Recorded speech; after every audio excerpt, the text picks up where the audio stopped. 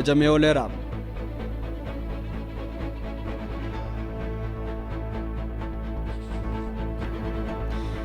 Ayyaanni cuuphaa biyyoota addunyaa kanneen akka Yuukireenii fi Raashiyaa keessatti sirnoota amantichaan wal qabataniin kabajameera.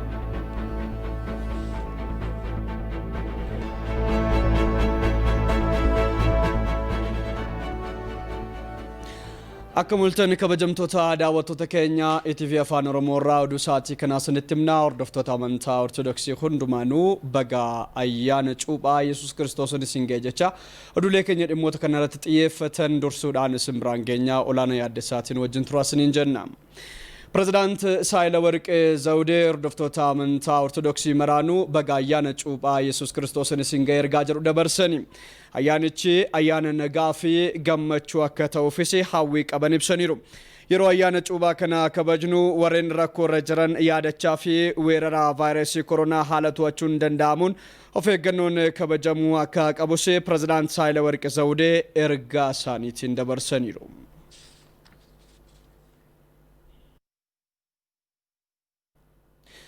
Yesuus Kiristoos dhalachuu isaarraa darbee guyyaan cuuphaasaa ayyaana icciitii gara biyya lafaa dhufuu isaa ittiin agarsiisedha jedhani Paatriyaarkii mana amantaa Ortodoksii Tawaahidoo Itoophiyaa Qulqulluu Abuna Maatiyaas. Ayyaanni cuuphaa Yesuus nama ta'ee kan ittiin dhalate qofa osoo hin taane karaa fayyinaa ta'uu isaa ifatti kan ittiin mirkaneessedhas jedhaniiru. Nuroo Amaanoo yaada isaanii fi akkasumas ergaa isaan sirna kan irratti dabarsan akka taalutti qindeesseera.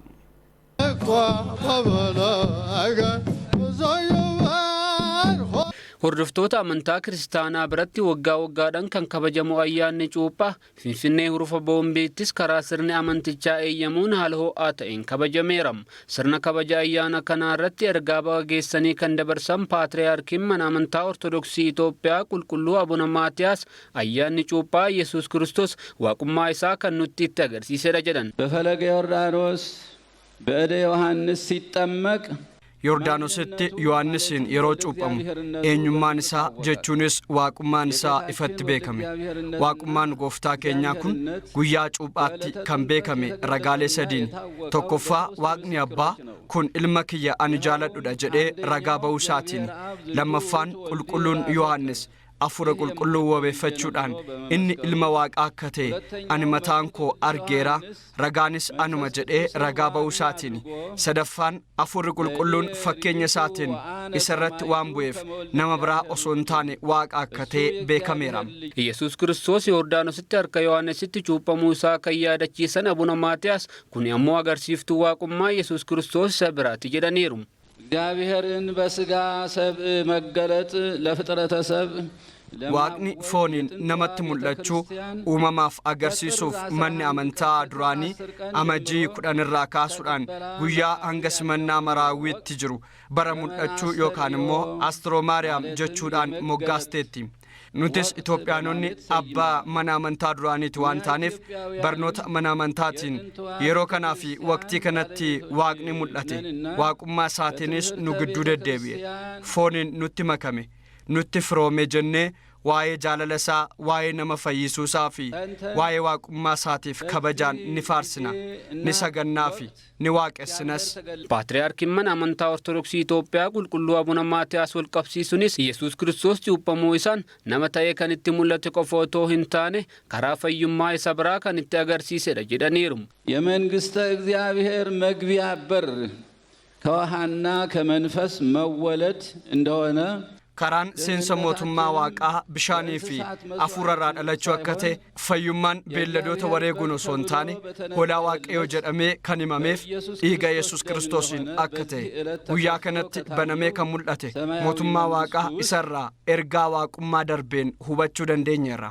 Ayyaanni cuuphaa bara darbe yuuneskoodhaan hambaa addunyaa ta'uun galmaa'uu isaa kan yaadachiisan Abuna Maatiyaas dabalataan faayidaan hawaasummaa ayyaanichaas olaanaadha jedhaniiru. በዓለ ጥምቀታችን ባለፈው ዓመት በዩኔስኮ ayyaanni cuuphaa bara darbe yuuneskoodhaan akka galmaa'ee ni beekama. Abbootiin keenya durii ayyaana kana yogguu kabajan amantaan alatti faayidaa hawaasummaa isaa karaa jabeessuun walitti hidhachuu, walitti araaramuu, karaa tokkummaa calaqqisiisuun wanta ijaaraniif ayyaanichi hedduu kan jaalatamuu fi hawwataa akka ta'us taasiseera. Toonni amantichaa ayyaana kana yogguu kabajan vaayirasii kooroonaa irraa of eeguun ta'uu akka qabus Abuna Maatiyaas ergaa isaanii dabarsaniiru. Ayyaanni cuuphaa dhaabbata barnoota saayinsii fi aadaa addunyaa yuuneeskootti galmaa'uu isaatiin sirriitti kunuunfamuu akka qabu kantiibaa itti aantuun bulchiinsa magaalaa Finfinnee Adaanech Abebee hubachiisani. Adde Adaanech haasaa kabaja ayyaana cuuphaa hurufaa boombiitti raawwatame irratti taasisaniin kabaja ayyaanichaa irratti wal kabajni mul'atee biyyaafis fakkeenyummaa gaariidha jedhani.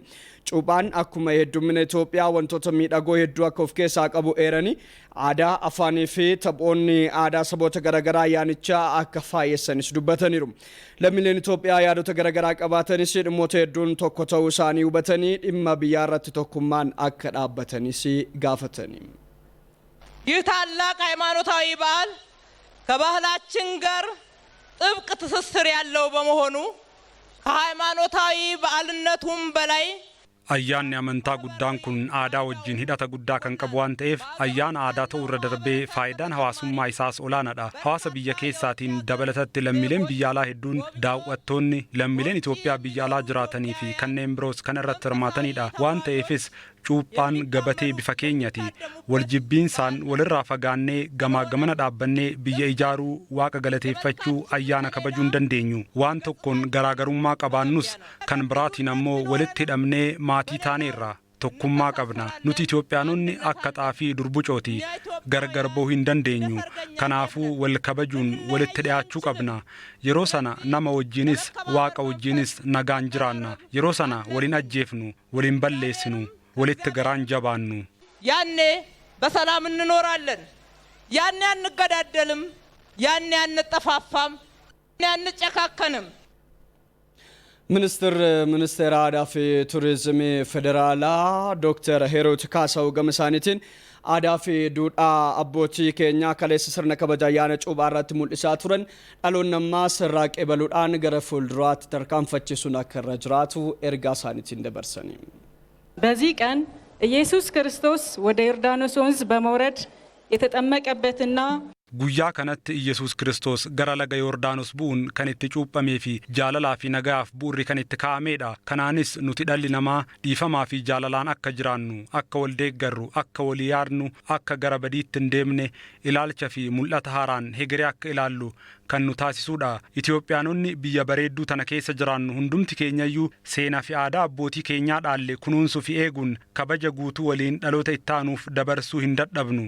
ለተከታይ ትውልድ ከነሙሉ ክብሩ ለማሸጋገር አያቅተንም። ayyaanota hawaasaa gurguddootaan sirnaan eeganii dhalootatti dabarsuun bu'aan inni waltumsa lammiilee cimsuudhaaf nageenyaa fi tokkummaa biyyaa keessatti qabu olaanaadha jedhan beektonni amantaa ortodoksii sirna ayyaana cuuphaa Finfinnee hurufaa boombii irratti hirmaatan yaada ETV'f kennani. Beektota kanneen wajjiniin turtii kan taasise Teedroos Tolaatii yaada isaanii akka ta'anitti qindeesseera. Laka zanta sabata maafuna ayyaanni kun kan inni kabajamu gooftaan keenya Iyyasuus Kiristoos gaafa waggaa 30 laga Yordaanositti cuuphamuu isaa ilaalchisee waggaa waggaadhaan yaadannoo kana taasisuudhaaf kan ittiin cuuphamnudha ayyaanni kun. Maqaan kiyya barsiisaa Zarihuun Abbaban jedhama. Mana amantiitti barsiisatin jira. Dukkana keessatti ba'an Waaqayyo keenya gooftaan Iyyasuus Kiristoos samiirraa bu'ee gara cuuphaa Yohaannis dhaqee laga Yordaanos keessatti Yoorii fi Daanos jedhamu addaan deemanii walitti bu'an. Laga kana hedduu keessatti Yordaanos irratti cuuphame fayyaa keenya nu kennu Waaqayyo. Diyaaqoon Dr. Tulluun jedhama. Barsiisaa yuunivarsiitiiti. Ayyaana guddaadha. Amantaadhaanis aadaanis amantaa isaanii yoo ilaallu ta'e waaqni fi namni araarama isan itti jalqabe keessaa isa tokko. Waa'ini kan jaaladhu kan ani dhale mucaan koo kana waan inni jedhu fudhadhaa isa wajjin bulaa jedhee kan labsiitti dabarse ayyaana kanarratti. Dhalli namaa tokkummaadhaan kan faarfatan kanaaf tokko ta'umsa kan ibsudha, jaalala kan ibsudha, wajjin faarfachuu kan ibsudha, wajjin misoomuu kan ibsudha. Kanaaf ayyaanni kun waan baay'ee haasaaf kan gargaaru, waan baay'ee biyyaaf kan gargaaru, amma addunyaan biyyattii kana akka isheen ilaaltu kan taasisu keessaa inni tokko kanadha. Kanaafuu amantaadhaan ayyaana guddaa aadaadhaan yoo ilaalle aadaan adda addaa kan itti ibsamu namoonni hawaasummaa ofii kan itti jabeeffatan bakkee guddaa jechuudha. Namoonni amantaan illee tokko utuu hin ta'in akkamittiin olitti qabamanii olii wajjin ayyaana kabajuu akka danda'u kan ibsudha. Asitti yoo ilaalle namoonni amantii ortodoksii ala ta'an hundumtuullee biyya adda addaarraa dhufanii asitti kabajaa jiru. Kun jechuun tokkummaa ibsa jechuudha. Cuuphaa jechaan ijoolleen namaa anifatti ba'an annagaatti argatan anfayyaatti argatan isa kanaaf hin kabajna wanna barbaannes itti arganneerra. Gooftaan keenya Yesuus Kiristoos samiirraa bu'ee of garqabee gara Yohaannis dhaqee cubbamuun isaa nutis immoo jaalala akka argannu guddaaf xinnaa akka kabaju akka walii bulu akka nagaa argannu karaa keenya hundumaanu karaa inni itti deemu akka itti deemnu nu barsiisa. Seenaan tokko hin eeggamin hin bada seenaa ta'ee ta'a. Ayyaanni kunis bu'uura isaa eeggamee akkuma yuuneeskootti galmaa'e kana akka itti barbaadame wannoon isaa eeggamuu qaba. Bu'uurri isaa eeggamuu qaba.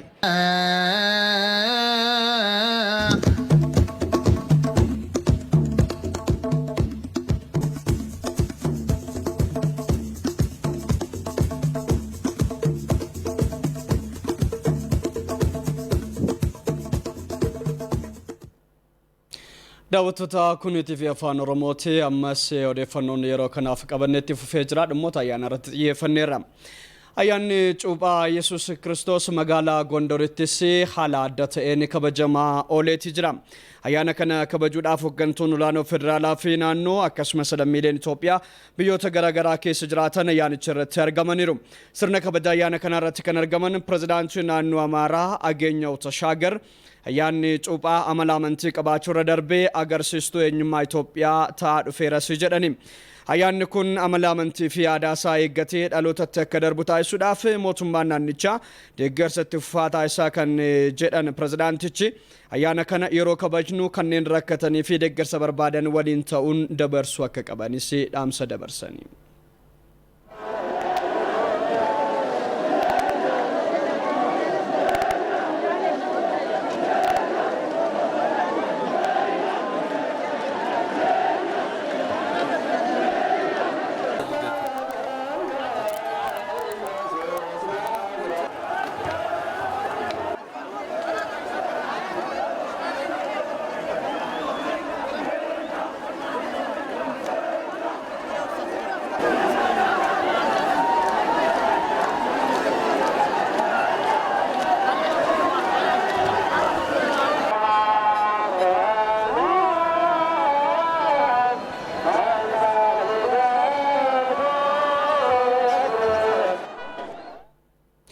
Ayyaanni kun hordoftoota amantaa Kaatoolikii biratti haala addaatiin kan kabajamu. Ayyaanni cuuphaa Yesuus Kiristoos hordoftoota amantaa Kaatoolikii biratti sirnoota hafuuraa garaagaraa gaggeessuudhaan kabajameera. Ayyaanichi ayyaana fayyinaa ta'uu isaatiin walii keenya jaallachuudhaan nageenya biyyaatiif gahee keenya bahachuun nurraa eegamaa jedhan barreessaa ittaanaan Phaaphaasota mana amantichaa Abbaa Gabriel Walda Hannaa sirna kabaja ayyaanichaa irratti ergaa dabarsaniin Habaayyuu Kafanii immoo gabaasaa qindeesse.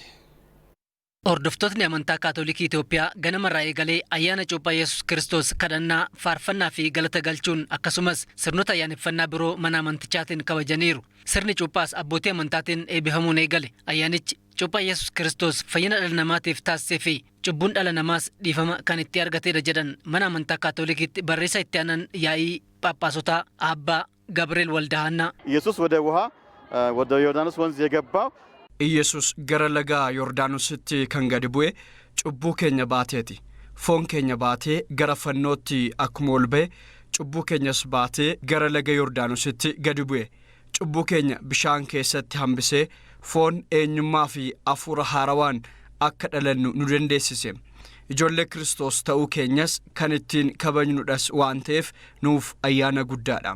የክርስቶስ ልጆችና የእግዚአብሔር ልጆች መሆናችንን የምናከብርበት በዓል ስለሆነ ለኛ በጣም ትልቅ በዓላችን ነው። ሆርዶፍቶት ለመንትቻ ወልጃላችሁን ፊ ወሊዴሱን ነገኝ ኢትዮጵያ ፍጌሳኒ ባቸው ያቀበንስ ዳመኔሩ ምርጫችን ክርስቶሳዊ ከሆነ ክርስቶሳዊ የሚያሰኝ ስራ ልንሰራ ይገባናል። ፍለኖን keenya Kiristoos yoo ta'e waanuma Kiristoos hojjetu qofa hojjechuu qabna. hojii cubburraa fagaachuu qabna. biyyi keenyas cuuphaa kanaan haaroftee jireenya haarawaa akka eegalluuf hundumti keenyayyuu jilbeeffannee waaqa kadhachuu qabna.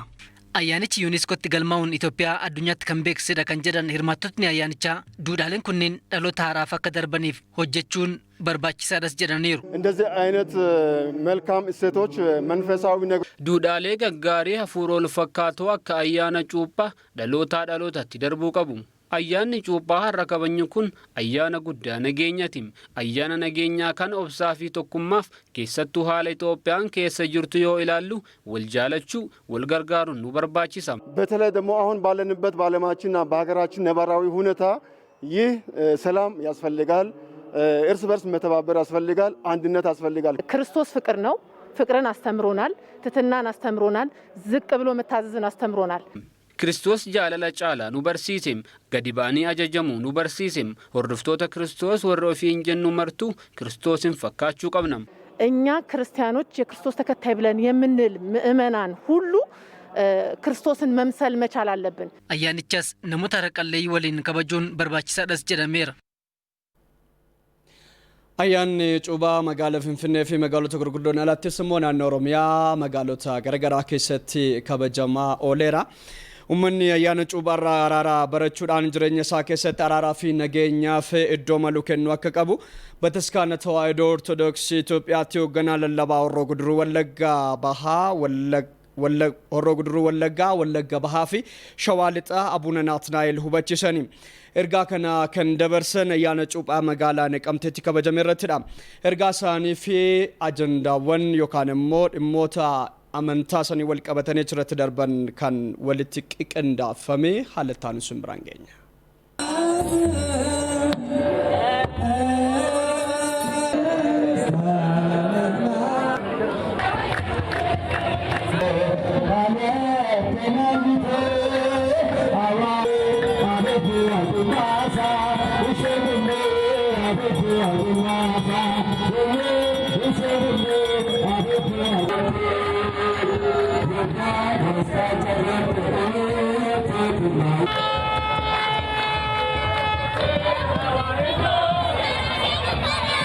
araara buusuu qabna. warri wal dhabnerlee warri adda baanerlee warri walirraa fagaannellee guyyaan har'aa guyyaa walitti dhufeensa waan ta'e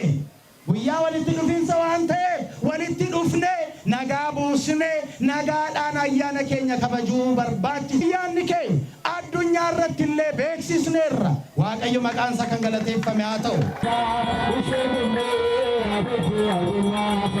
sirni ayyaana cuuphaa kun yommuu kabajamu sirnaa fi duudhaa mataasaa kan qabuu fi mallattoo gamtoominaa mallattoo nageenyaa fi miidhagina uummata keenyaa kan ta'e kun har'as sirnii fi aadaan ayyaana cuuphaa kana ayyaana nageenyi jaalallii fi waliigalteen itti labsamuu fi lallabamu ta'ee tajaajila amantaa hafuuraa ta'ee gorsaaf barsiisa guddaa akka kennu beekamaadha. hawaasni magaalaa keenyaa fi naannoo ishee yaaddoo fi rifaatu tokko malee sirna ayyaana miidhagaa kana kabajachaa bakka jiraannutti nageenya keenyaaf hunduu waardiyyaa taanee akka eeggannu cimseen dhaamsa koo dabarsuu barbaada.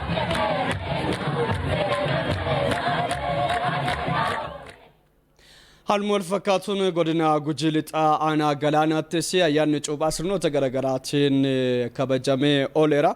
kabajni ayyaanichaa maal fakkaataa kan jedhu immoo gabaabsinee isin biraan geenya.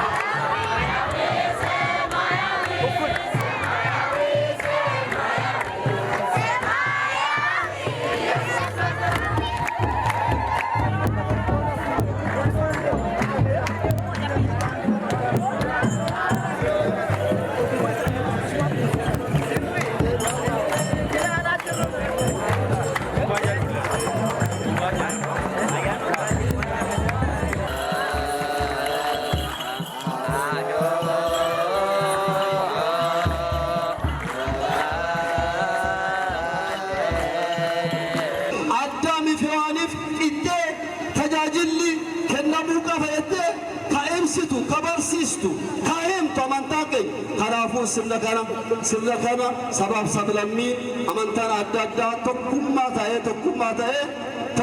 ta'ee akka kabajne tokkummaa taanee tokko taanee jiraachuu qabna. Tokko taanee jibbiinsa nu keessaan baasnee wanta adda addaa nu keessaan baasnee ilmee namaaf yaadne biyyaaf yaadne amantaan jechaan kanuma jedhan. Amantaan jechaan namni namaaf yaadu. Namni namaaf hin yaadne amantaan qabu. Namni obboleessaa ofii arrabsu amantaan qabu. Namni obboleessaa ofii jibbu amantaan qabu. Namni obboleessaa ofii ejjeesu amantaan hin qabu. Komishiniin poolisii magaalaa Finfinnee ayyaanni kaatiraa fi cuuphaan karaa nageenya qabuun kabajamee xumuramuusaa beeksise. Komishinichi ayyaanni cuuphaa fi kaatiraa karaa nagaatiin xumuramuu ibsuudhaan ayyaanichi karaa nagaatiin akka xumuramuuf deeggarsa hawaasni taasisee galateeffateera. Kabaja ayyaanichaa adeeffachuudhaan shakkamtoonni yakkoota garaagaraa raawwatan 7 to'atamuun himanii irratti galmeenis banameera jedhani. Ayyaanonni yeroo taanu kabajaman haaluma kanaan karaa nagaatiin akka xumuraman hawaasni deeggarsa taasisuu cimsee itti fufuu akka qabus waamicha dhiyeesseera.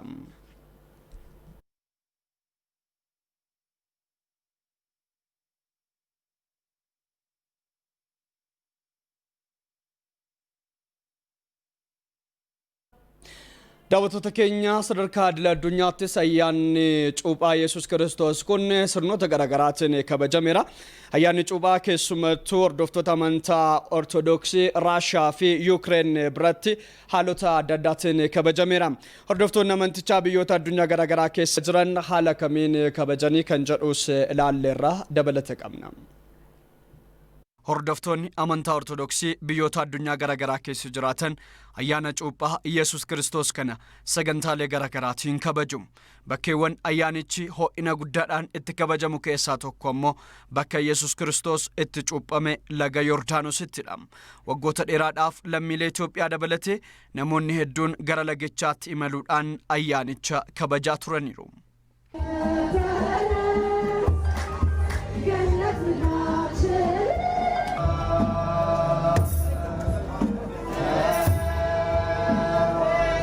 Barakana garuu weerarri vaayirasii koronaa akka kana duraatti akka hin kabajamneef dhiibbaa guddaa uumeera. Ayyaanota Yuukireenitti kabajamu keessaa kan addatti kabajamu ayyaana cuuphaa kana ta'uudha. Shamarreen Yuukireen kun kan isheen ibsitu. Epiphany or the baptism. Ayyaana cuuphaa jedhamuun beekama. Bishaan qorraa keessa seenuudhaan sirna kana raawwanna. Kana kan raawwannu ammajjii 19 akka lakkoofsa warra Awuroopaanotattidha. Yeroon kun Yuukireenitti yeroo qorri hamaan jiruudha. Kabajni ayyaana kana Raashiyaa fi kanneen biroo keessattis baay'ee kabajama. Ayyaanni cuuphaa bakka bishaan guddaan yookaan immoo giddu galeessi jirutti kan kabajamu yoo ta'u, hooggantoota amantiitiin bishaanichi erga eebbifameen booda namoonni amanticha hordofan gara bishaanichaatti seenu. Bishaan eebbifamaan kunis fayyummaa isaaniitiif murteessaa akka ta'etti amanu. Bishaan qulqulluu keessa seennee cuuphamna. Fayyaa keenyaaf gaariidha. Sochii waan gootuuf dhiphinaafis dawaadha. Bishaan eebbifamaadha waan ta'eef qulqullaa'aadha. Waggaa waggaan dhufeen cuuphamaa warreen kaanis waan kana akka raawwatan jajjabeessa. Baay'ee qorraa waan jedhamu miti.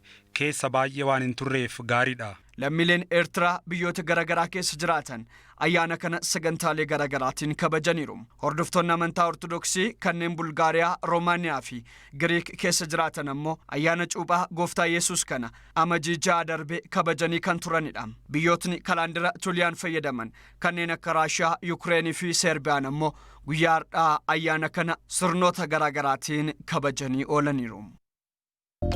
Kabajamtoota daawwattoota keenya tamsaasni keenya ji'oottan lamaan darbaniif karaa chaanaalii TV bashannanaatiin isin bira gahaa ture.